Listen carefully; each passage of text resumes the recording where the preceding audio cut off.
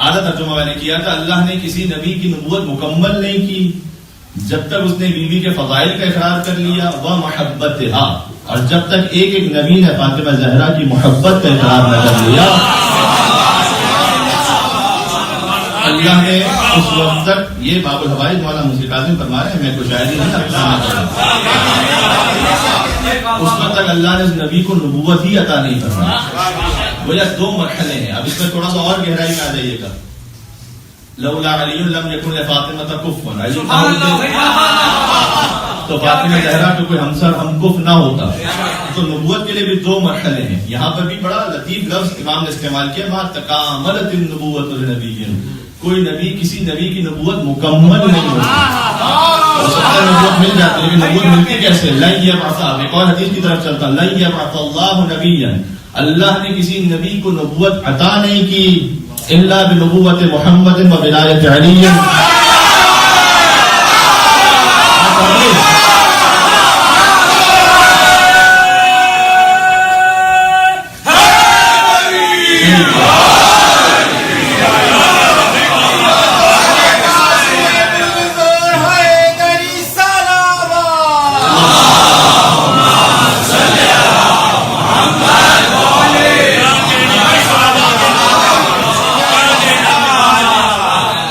نبی کی بعثت کے لیے ضروری ہے کہ وہ نبوت محمد پر ایمان رکھے اور ولایت علی پر ایمان رکھے۔ نبوت کی تکمیل کے لیے ضروری ہے کہ وہ شہزادی کونین کے فضائل اور محبت کا اقرار کرے۔ بس یہی معاملہ ایمان کے ساتھ بھی ہے۔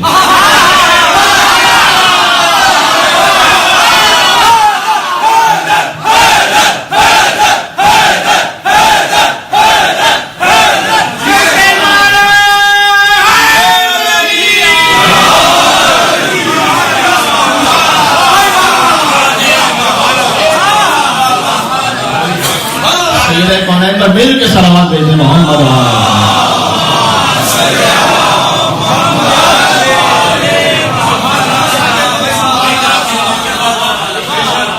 تو ایک ہے اعطائے نبوت کی منزل، بعثت انبیاء کی منزل، لن یبعث اللہ نبیا، اللہ نے کسی نبی کو مبعوث نہیں کیا الا بنبوت محمد و ولایت علی۔ دوسری منزل ہے نبوت کی تکمیل کی، ما تکاملت النبوۃ لنبی حتی قر بحوضھا و محبتھا، اللہ نے نبی کی نبوت مکمل نہیں کی جب تک اس نے بیوی کی محبت اور فضائل کا اقرار نہ کر لیا۔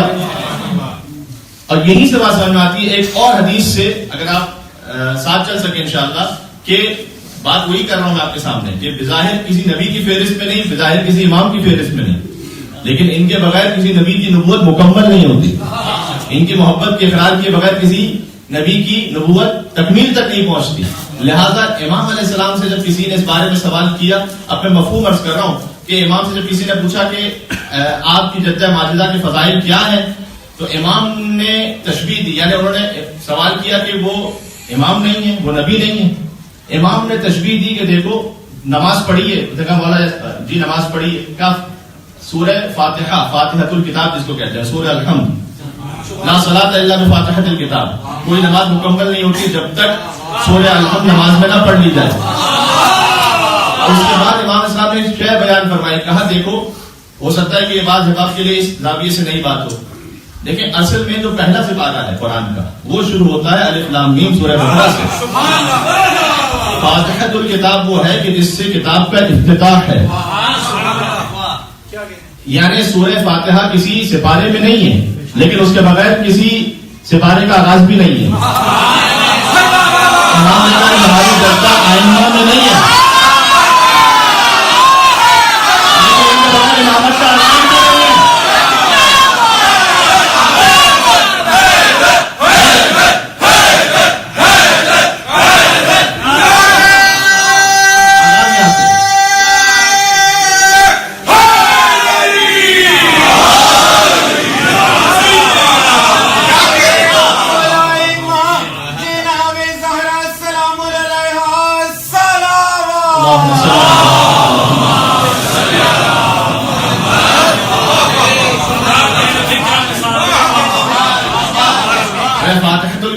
فاتحۃ الامامہ، امامت کا آغاز کرنے والی بیوی، جہاں سے در حقیقت امامت کا آغاز ہے، جو انسانیت کو رسالت سے امامت تک پہنچانے والی ہے۔ جو ہم نے بیوی کی شہادت کی مجالس میں ایک حدیث قدسی عرض کی تھی کہ لولا کہ لما خلقت الافلاک ولولا کہ لما خلقت علی ولولا فاطمہ لما خلقتکما، اگر اے حبیب آپ نہ ہوتے تو اس کائنات کو خلق نہ کرتا، اور اگر علی نہ ہوتے تو آپ کو بھی خلق نہ کرتا، اور سیدہ نہ ہوتی تو آپ دونوں کو خلق نہ کرتا. فاتحہ یہاں سے آغاز ہے، ہدایت کا آغاز اس طرح سے. اس لیے جب فاطمہ زہرا تک پہنچ گیا، وہ علی مرتضیٰ تک بھی آ گیا، وہ محمد مصطفیٰ تک بھی آ گیا. بیوی کی جو ذات ہے وہ اس طرح سے مرکزی حیثیت رکھتی ہے. لہٰذا اللہ کی دنیا میں تشریف آوری میں بھی، اب میں پڑھتا جا رہا ہوں، آپ انشاءاللہ ساتھ دیتے جائیے گا اور میں کہتا جاؤں گا. اسی لیے اللہ سبحانہ و تعالیٰ نے خاص اہتمام برتا ہے. اور کاش میں کسی اور تقریر میں جہاں اور زیادہ تھوڑا سا وقت ہوگا تو اس کی اور ڈیٹیل میں آپ کے سامنے وضاحت کر سکوں گا کہ اللہ سبحانہ و تعالیٰ نے آئمہ علیہ السلام کے لیے جو اہتمام رکھا ہے کہ اشہد انک کنت نورا من اصلاب الشامخہ والارحام المطہرہ، آپ کا نور اسلاب شامخہ سے ارحام مطہرہ میں منتقل ہوتا رہا. اور یقین فرمائیے گا یہ ایک ہی وہ بلڈ لائن ہے. یہ جو ہم سے اعتراض و سوال کیا جاتا ہے کہ شیعہ حضرات نے یہ کر لیا کہ جیسے عرب میں قبائلی اور جاہلیت کے جو دور میں ہوتا تھا کہ ایک خاص قبیلے کو بڑی امپورٹنس دیتے تھے، شیعوں نے بھی یہ کہا کہ وہ ایک خاص خاندان کو بہت اہمیت دیتے ہیں. معاملہ یہاں خاص خاندان کا نہیں ہے. حضرت آدم سے شروع کیجئے خاتم تک، خاتم سے مہدی تک ایک ہی نسل ہے.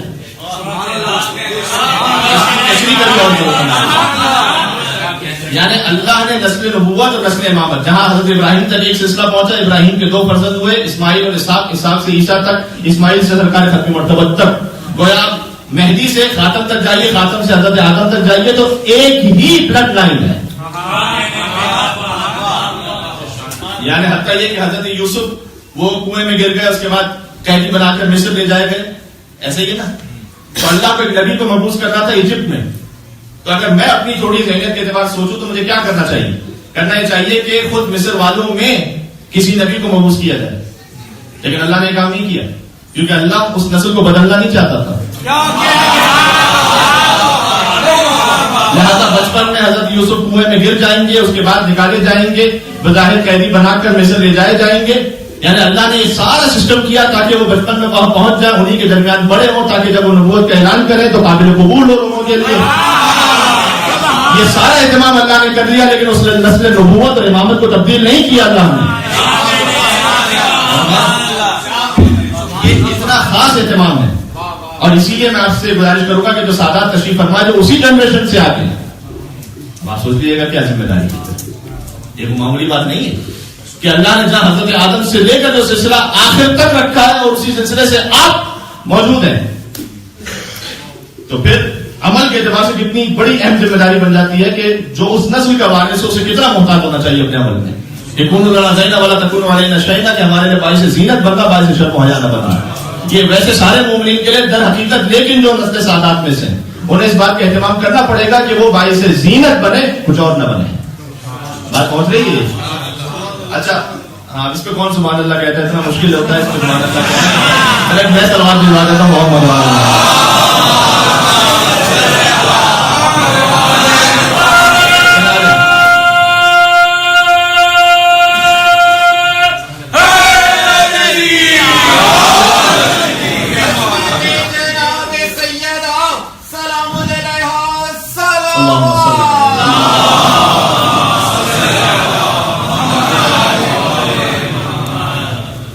یہ ساری تمہید کی ایک جملے کے لیے. وہ ایک جملہ یہ ہے کہ اللہ نے اس پوری نسل کا اہتمام کیا اسلاب شامخہ سے ارحام مطہرہ تک، لیکن سیدہ کونین کے لیے اس سے بڑھ کر اہتمام کیا.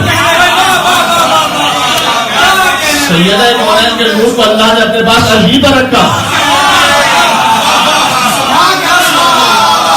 کبھی ڈیٹیل میں شجرہ سناؤں گا ائمہ علیہ السلام کا، لیکن اگر مختصر سننا چاہیں تو یہ ہے کہ علی ابن ابی طالب، ابن عبد المطلب، اور اوپر چلے جائیے ابن اسماعیل، ابن ابراہیم، ابن نوح، ابن شیث، ابن آدم علیہ السلام. مختصر یہ ہے، ورنہ اس کی پوری تفصیل یاد بھی ہے مجھے، سنا بھی سکتا ہوں، کبھی کسی اور نے انشاءاللہ کبھی مجھے یاد دلائیے گا تو میں حضرت حجت سے لے کر آدم علیہ السلام تک پورا شجرہ ایک ساتھ سناؤں گا.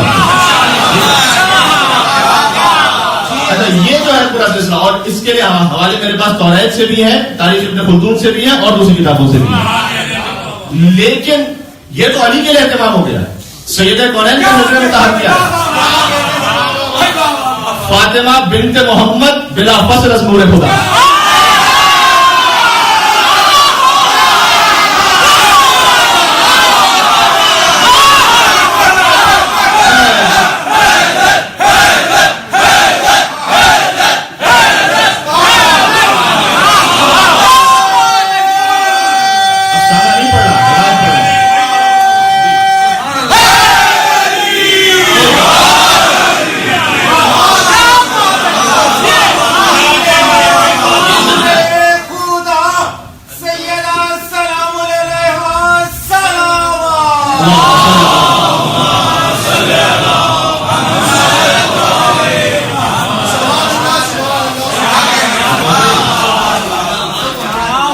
سیدہ کونین سلام اللہ علیہ بنت خاتم النبیین بلا فصل از نور خدا. اس نے حضور کو بلایا عرش پر، سیب عطا فرمایا. ابھی اہل سنت کی ایک روایت پڑھتا ہوں جس سے سمجھ میں آئے گا کہ سیب کی اور کیا کیا تاثیر ہے. اچھا یہ سیب اس کا دنیا کا سیب اپنے اعتبار سے خیال نہ کیجیے گا، تو ہمیں سمجھانے کے لیے کہا گیا ہے. ورنہ ہم اور آپ کو بھی جو جنت میں نعمتیں ملنے والی ہیں نا، ہم نے کہا بھائی نہر ملے گی، دودھ کی نہر، شرابن طہورا، شہد کی نہر. تو اس نہر میں کون کتنا پی لے گا دودھ، کتنا کو شہد پی لے گا؟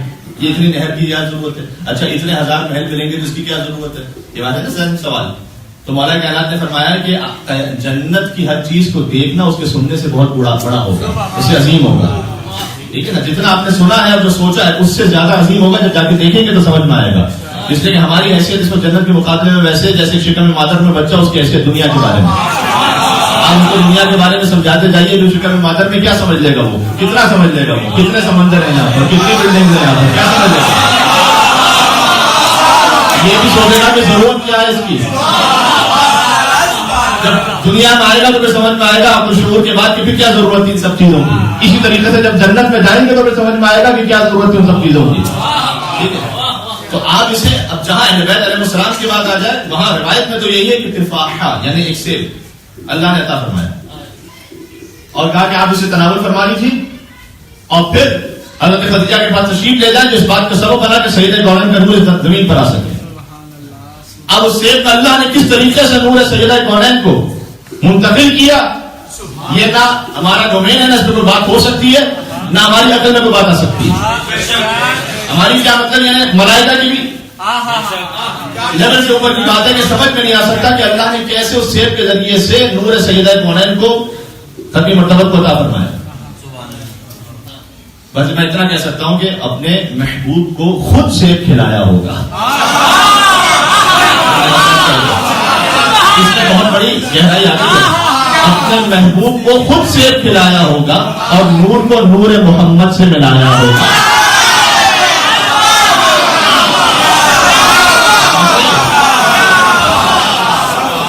نور کو نور محمد سے ملایا ہوگا اور تیری تخلیق سے پہلے ہی خدا تعالیٰ نے، نہیں اس سے پہلے ایک اور، حسن کونین کو شاہکار سراپا دے کر نور کو نور محمد سے اپنے محبوب کو خود سیب کھلایا ہوگا، نور کو نور محمد سے ملایا ہوگا اور اس نے کونین کو شاہکار سراپا دے کر تب کہیں فاطمہ زہرا کو بنایا ہوگا. اور تیری آمد کی خبر سورہ کوثر میں بیان کر کے رنجیدہ محمد کو ہنسایا ہوگا.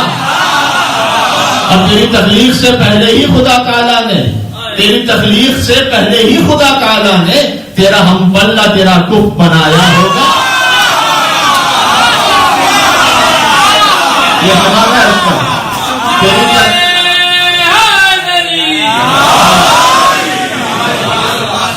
تیری تخلیق سے پہلے ہی خدا تعالیٰ نے تیرا ہم پلہ تیرا کف بنایا ہوگا اور تیرے قابل اسے ہر طور زمانہ سمجھے. سیدہ کونین کا نور وہاں عطا کیا، اب قابل کیسے ہوں؟ کہ تیرے قابل اسے ہر طور زمانہ سمجھے، اس کی آمد کے لیے کعبہ سجایا ہوگا.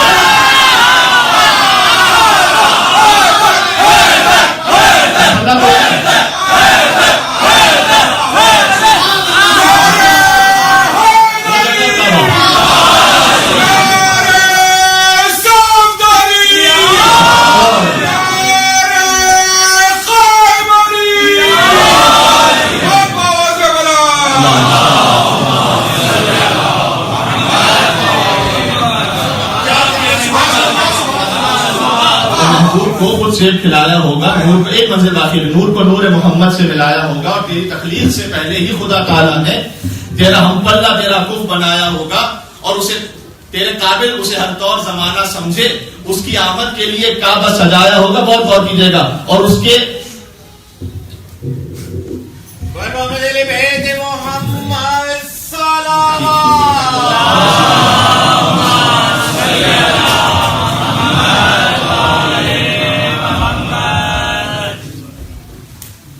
چلے جو آج جتنا ہو گیا اتنا ہو گیا، پھر کبھی اور صحیح مل کے صلوات بھیجے محمد.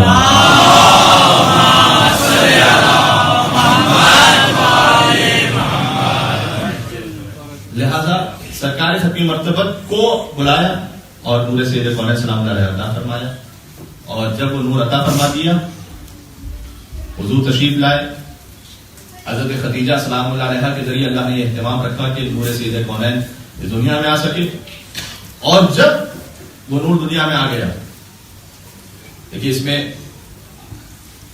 اب جتنا ولایت کا اظہار آپ کھل کے کرتے ہیں، لیکن جہاں برات کا اظہار ہو تو فی الحال دل میں کیجیے گا اسے. ٹھیک ہے، دیکھیے کیونکہ جہاں جہاں تک آواز جا رہی ہوتی بدل تو روایت ہے، اور وہ ہے حضرت عائشہ رضی اللہ تعالیٰ عنہ سے. میں نے کہا تھا ٹھیک ہے، مل کے صلوات بھیجے.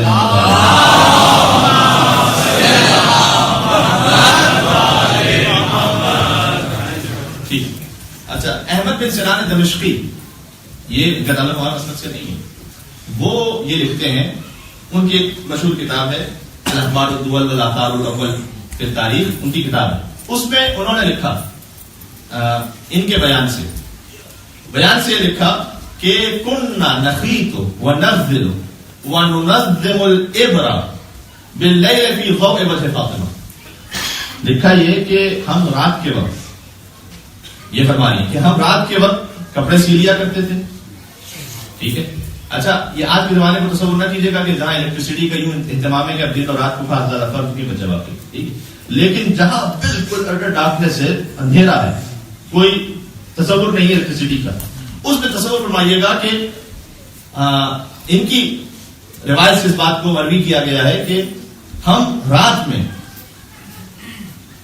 کپڑے سی لیتے تھے، ونغسل، اور سوئی کے ذریعے سے کپڑوں کو جوڑ لیا کرتے تھے، وَنُنَظِّمُ الْإِبْرَ بِاللَّيْلِ، اور رات میں بلکہ اگر ہمیں سوئی میں ایک دھاگا بھی ڈالنا ہوتا تو ہم وہ کر لیتے تھے کام. کیوں؟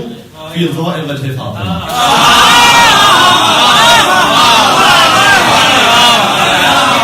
کیونکہ شہزادی کے چہرہ انور سے وہ نور ظاہر ہو رہا ہوتا تھا. اب یہ اپنے اپنے نصیب کی بات ہے کہ کسی کو اس نور سے فقط سوئی مل جائے اور اپنی مرتبت کو یک سوئی مل جائے.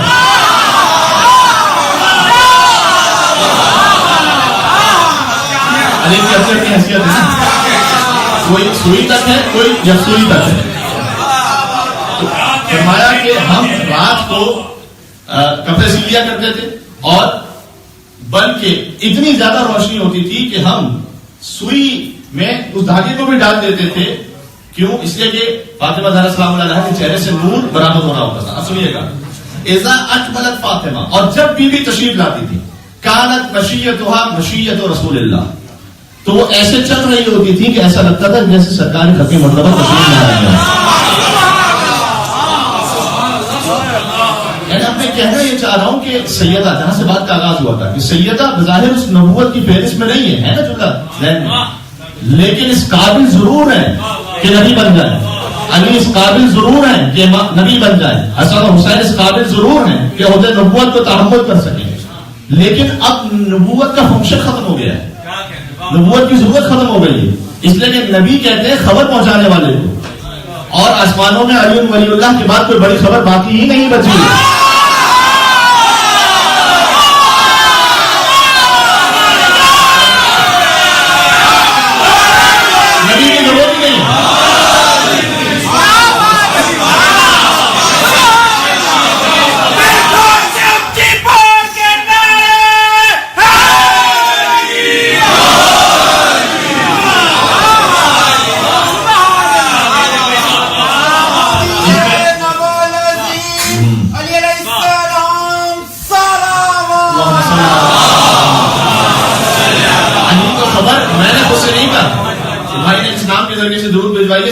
کی پہلی آیت عما یتساءلون عن النبأ العظیم. اے رسول یہ آپ سے سوال کرتے ہیں ایک بہت بڑی خبر کے بارے میں. وہ خبر بظاہر قیامت ہے لیکن اصل میں قیامت کے مالک کے بارے میں ہے. کہ جو سوال کیا جاتا ہے ولایت علی بن ابی طالب کے بارے میں, تو آسمانوں پر جو علی ولی اللہ کی سب سے بڑی خبر تھی وہ حضور لے آئے. اور یہ خبر اتنی بڑی ہے کہ جو لے آیا وہ سید الملائکہ ہو گیا, جس نے اعلان کیا وہ سید الانبیاء ہو گیا.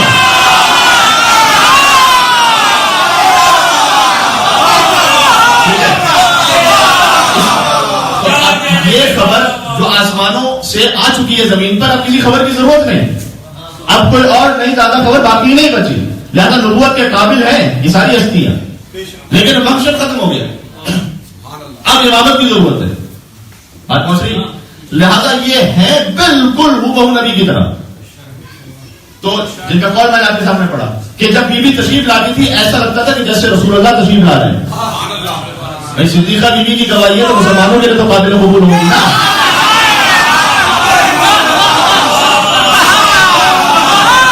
کسی اور کے لیے قابل قبول ہو یا نہ ہو, لیکن سارے مسلمانوں کے لیے قابل قبول ہوگی. اس لیے تو ان کی گواہی کو پیش کر رہا ہوں کہ جب بیوی آتی تھی یعنی خیرہ کون ہے تو ایسا لگتا تھا کہ جیسے رسول اللہ تشریف لا رہے ہوں. ایک جملہ فرمایا صلی اللہ علیہ وسلم ہے کتاب میں, لیکن مجھے تو اجازت ہے ترجمے میں صلی اللہ علیہ وآلہ وسلم کہہ دوں. وَكَانَتْ لَا تَحِيزُ قَطُّ, اور بیوی کی زندگی میں کبھی وہ ایام تھے ہی نہیں کہ جو آپ خواتین کی زندگی میں ہوتے ہیں. وہ گواہی دے لِأَنَّهَا خُلِقَتْ مِنْ تِفَاحَةِ الْجَنَّةِ. میں ادھر ادھر ڈائیورٹ نہیں ہوا.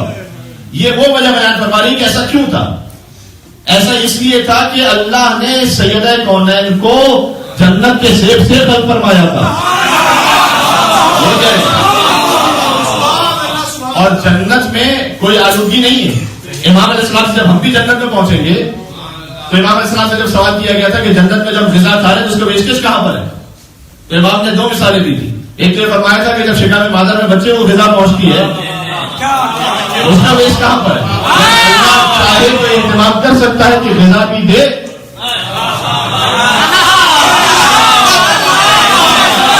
اور کوئی پانی شاید نہ ہو. اور پھر امام نے فرمایا کہ وہاں کی غذا اتنی لطیف ہے کہ جو پسینہ ہوگا اسی پسینے سے وہ غذا بہ جایا کرے گی, جو اضافی ہے وہ پسینے سے بہ جایا کرے گی. لہذا سیدہ کونین کے لیے حدیث موجود ہے کہ ان کا پسینہ مطہر ایسا تھا کہ مدینے کی خواتین تشریف لاتی تھی اور اس پسینہ مطہر کو اپنی شیشیوں میں جمع کر کے لے جاتی تھی اور کہتی تھی کہ ہم اس پسینے سے جنت کی خوشبو آتی ہے. کیونکہ سیدہ کونین کو رسول اللہ ایسے استشمام فرماتے تھے کہ حضور کہتے تھے کہ مجھے سیدہ کونین سے جنت کی خوشبو آتی ہے. تو یہ بیوی یہ کہہ رہی ہے کہ چونکہ جنت کا سیب تھا لہذا جنت کے سیب کی وجہ سے وہ تمام باتیں جو عام خواتین میں ہوتی ہیں سیدہ کونین کو اللہ نے اس سے محفوظ رکھا تھا. آخری جملہ کہہ رہا ہوں بلکہ ایسے جملہ پہنچ جائے, بس میں شاید اسی پہ بات ختم کر دوں. اگر جملہ پہنچ گیا تو صحیح طرح وَلَقَدْ وَضَعَتِ الْحَسَنُ وَالْحُسَيْنُ بَعْدَ صَلَاةِ الْعَصْرِ وَصَلَّتِ الْمَغْرِبِ.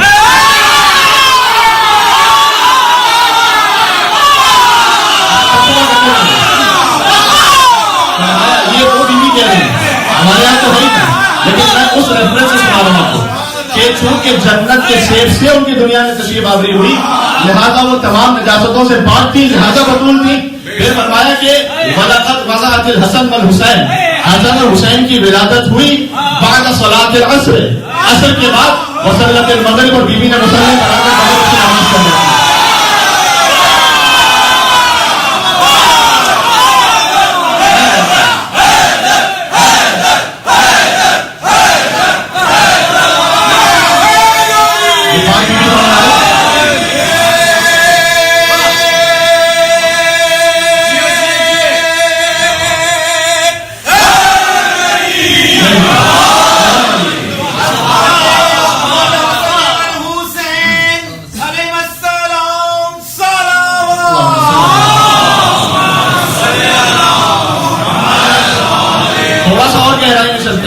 عصر کے بعد تشریف لائے, نماز مغرب بیوی نے ادا کی ہے.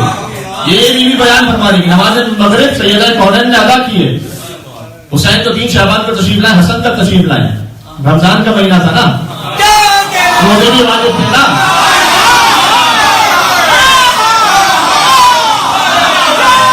شرعی مسئلے کے اعتبار سے کس خاتون پر روزہ واجب ہوتا ہے؟ واجب اس پر ہوتا ہے کہ جس پر نماز واجب ہے، روزہ بھی واجب ہے۔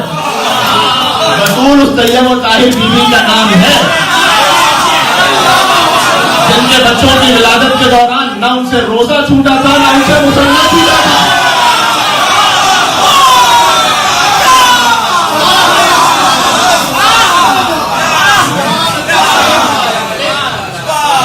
مل کے صلوات بھیجے محمد و آل محمد۔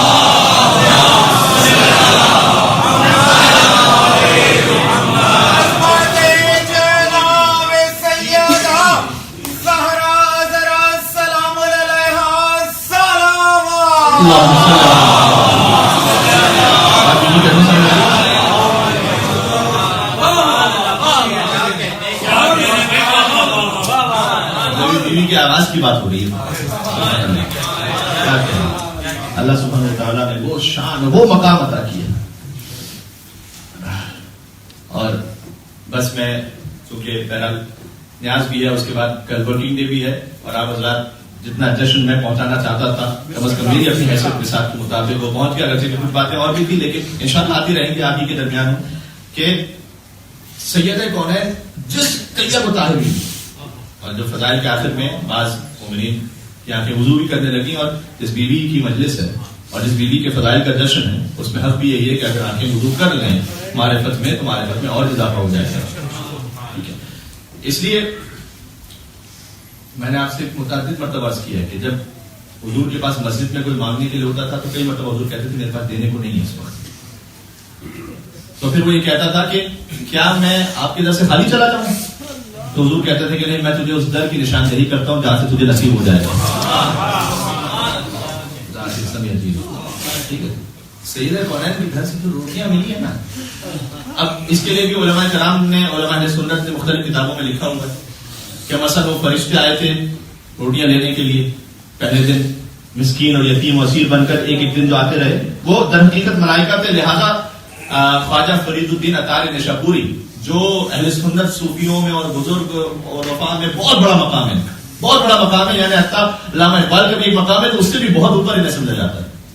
انہوں نے لکھا ہے کہ گزشتے از این جہان وصف سنادش، گزشتے از آن جہان وصف سہنانش، یعنی کیا فرمایا کہ یہ گھر وہ ہے کہ گزشتے از این جہان وصف سنانش، سنان کہتے ہیں نیزے کو، تلوار مراد یہاں پر، اور سنان کو ہی اگر بریک کرتے ہیں تو سہ نان، سہ یعنی تین، فارسی میں شعر ہے، اور نان روٹیاں، گزشتے از این جہان وصف سنانش، علی کی ذوالفقار کو سمجھنا اس جہان کے بس سے باہر ہے، گزشتے از آن جہان وصف سنانش، اور فاطمہ کی تین روٹیوں کو سمجھنا اس جہان کے بس سے باہر ہے۔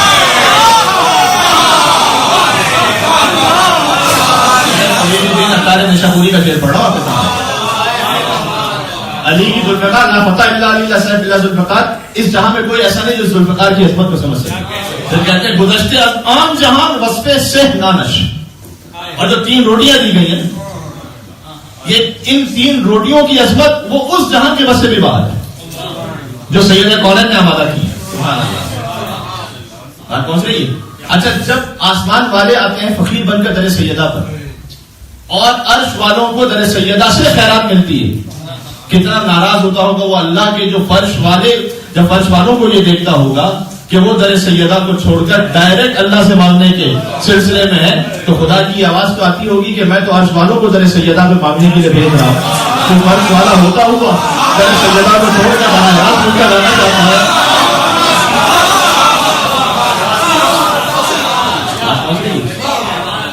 تو بے شمار ایسے واقعات بیوی کی عظمتیں ہیں کہ یہ تو ایک تین روٹیوں والا واقعہ ہے۔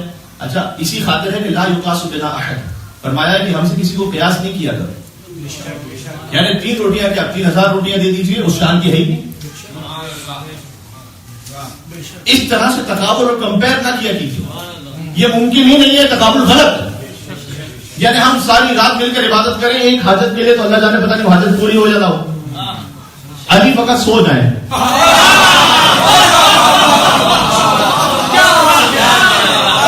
اور ہمیں نہیں ملتا تاریخ میں کہ اس رات میں علی نے نماز شب پڑھی ہو، نہیں ملتا ہمیں تاریخ میں، سوتے رہے تھے، نماز شب بھی بظاہر نہیں پڑھی۔ وہ علی کا سونا نماز اشرف پڑھنے سے افضل ہے اس وقت. ٹھیک ہے. اور اللہ تعالیٰ کہتے ہیں ومن الناس من یشری نفسه ابتغاء مرضات اللہ واللہ رؤوف بالعباد. انسانوں میں ایک ایسا ہے کہ جب سو جاتا ہے تو اپنے نفس کو بیچ کر مرضی پروردگار کو خرید لیتا ہے. آپ روٹیاں دے دیجیے کچھ نہیں نازل ہونے والا, لیکن جب یہ 3 روٹیاں دے دے تو سورہ دہر قصیدہ بن کر نازل ہوتا ہے. اور کوئی کتنی انگوٹھیاں دیتا رہے کوئی نازل نہیں ہونے والا, لیکن جب علی دے دیں تو پھر آئے ولایت نازل ہو جائے. اس لیے سیدہ کونین کے پاس حضور خود بھیجتے تھے, اور حضور خود بھیج کے کہتے تھے کہ جاؤ اس وقت. اچھا حضور چاہتے تو زمین و آسمان میں سے کیا کچھ اس فقیر کو عطا نہیں کر سکتے, لیکن یہ اصحاب کے سامنے تعارف کروانا تھا اس گھر کا. خود کیا نہیں دے سکتے تھے, تعارف کروانا تھا کہ اب میں تمہیں ایک ایسے گھر کی نشاندہی کر رہا ہوں کہ یہاں سے جاؤ گے تو تمہیں نصیب ہو جائے. اور اس میں متعدد واقعات ہیں اور عجیب و غریب برکتوں کے واقعات ہیں. اور میں بہت ہی چھوٹا 2-3 جملوں کا ایک مرتبہ پیش کر کے بات ختم کر رہا ہوں تاکہ ہم بھی اپنی حاجات کو اسی انداز سے پیش کر سکیں اسی جذبے کے ساتھ. کہ مثال کے طور پر ایک سائل آیا اور اس نے بیوی سے پھر طلب کیا, تو بیوی نے پہلے حسن اور حسین کے لیے جو بستر بچھا دی وہ بستر دے دیا. اس نے کہا کہ بستر لے جائے, اس سے بیچ کر اپنی حاجات کو پورا کر. تو اس نے کہا کہ اے بنت رسول میں شدید بھوکا ہوں, اس بستر کی اتنی قیمت نہیں ہوگی, میں مقروض بھی ہوں, لہٰذا میری حاجات اس سے پوری نہیں ہوں گی. تو سیدہ کونین نے وہ خاص گلوبند کہ جو علی مرتضیٰ نے عطا کیا تھا اس فقیر کو عطا کیا. اچھا یہ گلوبند وہ بیوی نہیں دے رہی ہے کہ مثال کے طور پر جس کے گھر میں دنیاوی دولت کے انبار ہوتی ہے. میں آپ سے ایک حدیث اور سناتا ہوں جس سے وہ مستورات, وہ میری مائیں بہنیں جو گھر کے کاموں پر انجام دیتی ہیں.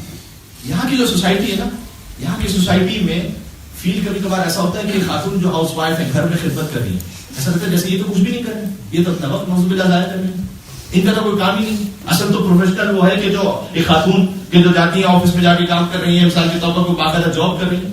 دیکھیں ہر ایک کی چوائس اپنے اپنے مقام پر, اس سے تو میں کچھ نہیں کہہ سکتا, چوائس تو اپنے مقام پر ہے. میں یہ بھی نہیں کہہ رہا کہ کوئی شرم حرام ہے, میں یہ بھی نہیں کہہ رہا, شرائط کے ساتھ جائز بھی ہے. لیکن اصل معیار کیا ہے ہمارے پاس؟ اصل معیار مغرب کی تہذیب ہے یا اصل معیار سنت فاطمہ زہرا یا اور میں آپ کے سامنے جو حدیث عرض کر رہا تھا. اچھا بیان عنوان علامہ جس نے لکھا اور بھی بزرگان نے لکھا ہے کہ حضور نے بیوی کو دیکھا کہ اس حالت میں تشریف لائے کہ کساء من اجلۃ الابل, ایک چادر ہے, وہ کسا والی چادر نہیں کیونکہ بیوی کے پاس مختلف چادریں رہی ہیں. ایک چادر ہے کہ جو اونٹ کی کھال سے بنی ہوئی چادر ہے جو اس وقت میسر تھی بیوی کے پاس, یعنی بڑی درست. وہ بیوی نے اپنے اوپر ڈالی بھی حجاب کی خاطر, وہی تطحن بیدہا, اور اپنے بالکل بائیں نہیں ترجمہ کر رہا, اپنے ہاتھوں سے آٹا گوندھ رہی. وترضع ولدہا, اور ولد لکھا ہے یعنی اپنے کسی بچے کو, ان کی شیرخواری بھی ہو رہی ہے اور ان کو ساتھ, جیسے ایک ماں اپنے بچے کو رکھتی ہے ویسے ساتھ ہو رہا ہے سلسلہ. رسول اللہ نے دیکھا فدمعت عینا رسول اللہ, رسول اللہ کی آنکھوں سے آنسو جاری ہوئے. پھر فرمایا کہ تعجلی مرارت دنیا بحلاوت الاخرہ. اے سیدہ, یہ حضور سیدہ سے کہہ رہے ہیں یا آنے والی ماؤں بہنوں سے کہہ رہے ہیں کہ جو قیامت تک آئیں گی؟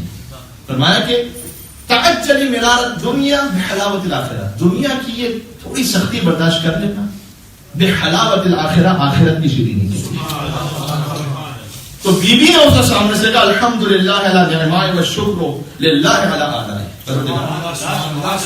میں ہر نعمت پر جو تو نے مجھے عطا کی ہے تیرا شکر بجا لاتی ہوں. جب بیوی نے کہا تو آیت نازل ہوئی حضور پر ولا سوف یعطیک ربک فترضی, جو میں نے سلام کلام میں آیت پڑھی تھی. اے حبیب آپ کو ہم اتنا عطا کریں گے قیامت میں فترضی, کہ آپ راضی ہو جائیں. آپ راضی ہو جائیں. آپ نماز کیوں پڑھتے ہیں؟ نماز پڑھتا ہوں قربتاً اللہ, اللہ راضی ہو جائے.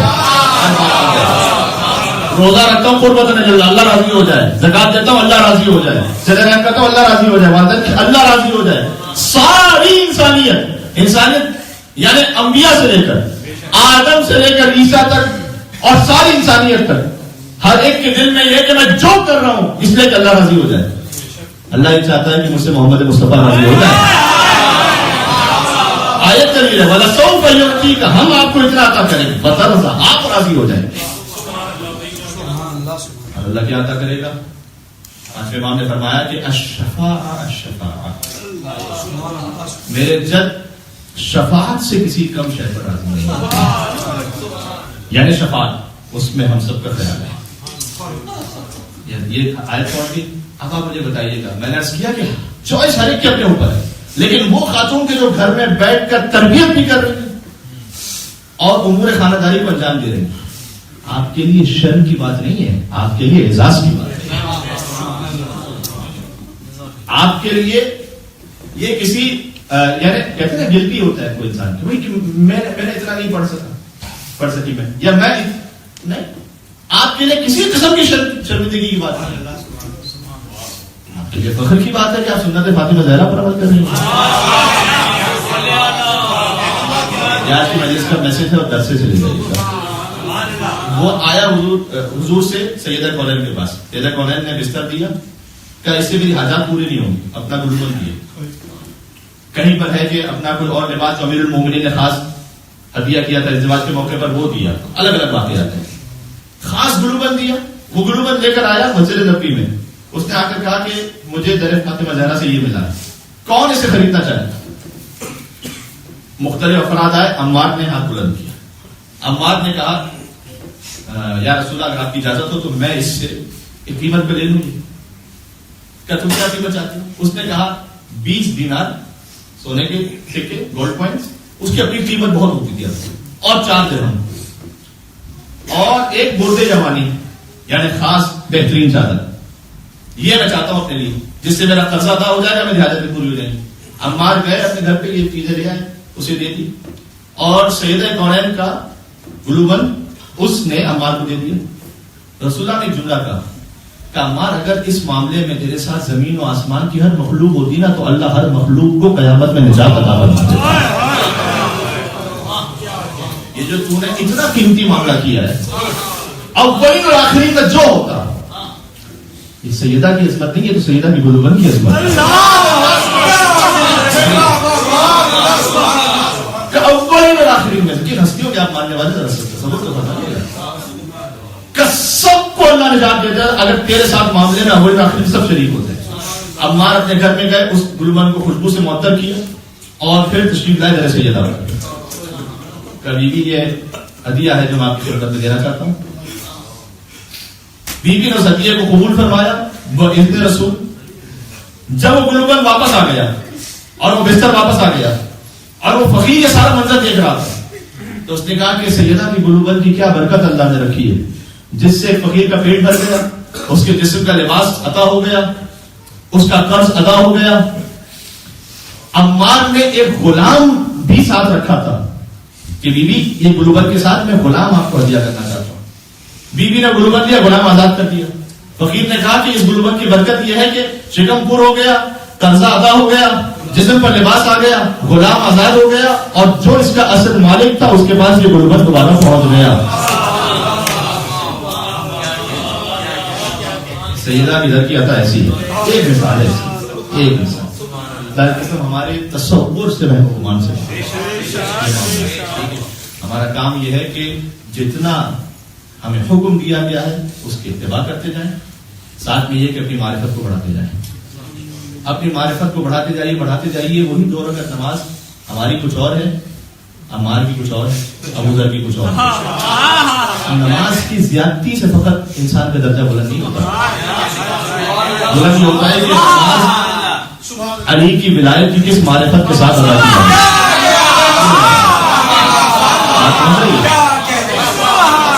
اور ان کے پاس فیض کی کمی نہیں ہے. یہ تو دریا کرم ہے کہ جو بہ رہا ہے, یہ تو لینے والے کے اوپر ہے کیا لے کر جائے. ایک نام سیدہ یقین فرمائیے کہ زندگی کو بدل دیتا ہے. بات یہ کہ کون کتنا لے کر جائے. آخری جملہ کیا ہے, اس کے بعد رسول کا جملہ پڑھوں گا کہ یہ آئے ہی اس لیے ہیں, اتنا بڑا فیض ہے ان کا, اتنا سمندر ہے کرم کا کہ یہ آئے ہیں کہ درندوں کو انسان بنا سکے. اور انسان کو مسلمان بنا سکیں، مسلمان کو سلمان بنا سکیں، اور سلمان کو اہل بیت میں شامل کریں.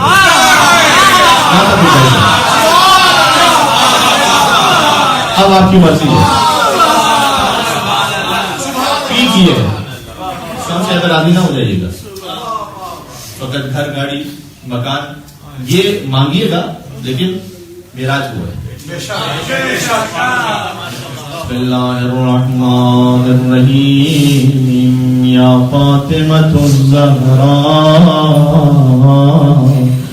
یا بنت محمد یا قرۃ عین الرسول یا سیدتنا مولاتنا انا توجہنا واستشفعنا وتوسلنا بك إلى الله وقدمناك بين يدي حاجاتنا.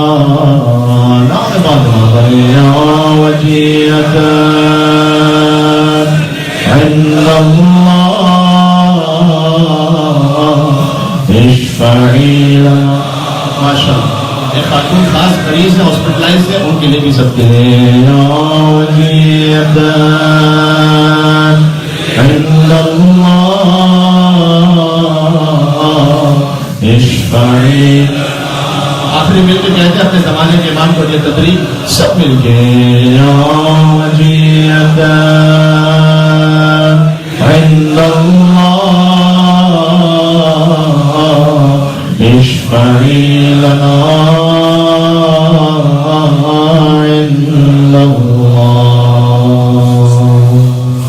برحمتك يا أرحم الراحمين.